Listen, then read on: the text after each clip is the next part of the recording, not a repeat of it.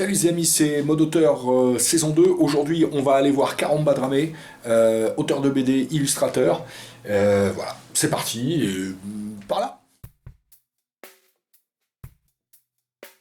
Alors, mon premier mot, je dirais que c'est liberté. Je pense que la bande dessinée, je trouve que la bande dessinée c'est un moyen d'expression assez libre qui permet de raconter un peu toutes les histoires qu'on veut avec sans trop un grand coût financier. Basiquement, il suffit d'avoir un papier et un crayon pour pouvoir raconter l'histoire qu'on veut et sans trop de contraintes. Donc, moi qui aime bien raconter des histoires, je pense que c'était le médium qui me convenait le mieux. Mon deuxième mot, ce serait vivant. Ce que j'aime bien, ce que j'aime transmettre dans la bande dessinée, c'est un rapport vivant et qui se traduit dans tout en fait, que ce soit dans le dessin, ça passe par l'expressivité des personnages, ou bien les dialogues, il faut qu'ils soient vivants, et aussi les attitudes. Ça passe beaucoup par de l'observation. Moi, c'était une pratique que je faisais beaucoup, un peu moins maintenant, mais d'observer les gens, de voir comment ils parlent, comment ils bougent, et voilà quoi. Mon troisième mot, je dirais que ce serait versatile. Parce qu'en tant qu'auteur de bande dessinée, on raconte nos histoires, mais aussi potentiellement d'autres histoires scénarisées par d'autres personnes, ou même faire du travail de commande. Donc c'est important de pouvoir passer d'un style à un autre, d'un registre à un autre, sans pour autant, je dirais, complètement s'effacer. Donc je dirais que ce serait mon quatrième mot, ce serait la résilience.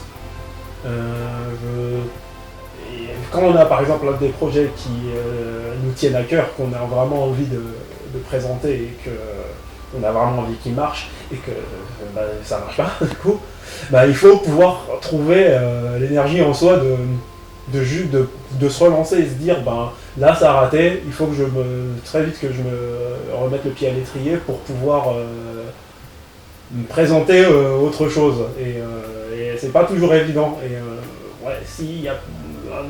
selon moi, si un auteur n'a pas cette capacité-là de résilience, il va vite finir par être miné par la réalité du métier. Alors, mon cinquième mot, c'est sérendipité. C'est un concept en fait, ce qui est plus souvent utilisé par les scientifiques, mais c'est aussi dans le concept dans l'écriture. C'est un peu le principe de trouver ce qu'on n'est pas en train de chercher. C'est-à-dire, par exemple, il y a plein de découvertes scientifiques qui ont été faites par hasard. Quelqu'un essayé de faire quelque chose et bam, il a trouvé autre chose, et que c'est tout aussi pratique ou intéressant, voire plus, que l'objectif de départ. Et en vrai, c'est pas quelque chose qu'on peut calculer, mais je trouve que c'est quelque chose de très précieux dans la création. Et quand ça arrive, c'est vraiment, vraiment cool, parce que d'une part, ça te sort un peu ça permet de sortir de son idée de départ, ou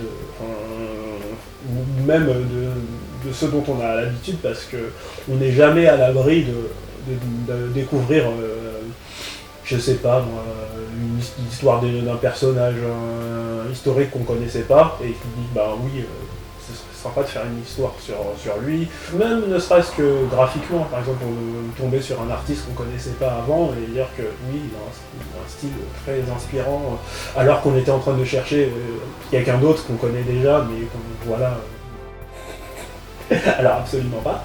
Et après, ça dépend bien évidemment du type de richesse qu'on parle, donc financièrement vraiment. Et après, d'expérience et disons d'aspiration aussi, je dirais pas encore assez. Mais de ce point de vue-là, j'aimerais l'être encore plus. et riche en compteur de BD. On a un peu mis une croix là-dessus, mais je suis pas vraiment sûr que ce soit une bonne chose d'être riche. Je sais pas ce que je ferais si j'étais riche en fait. J'ai peur de ce que je ferais si j'étais riche. Je préfère pas savoir.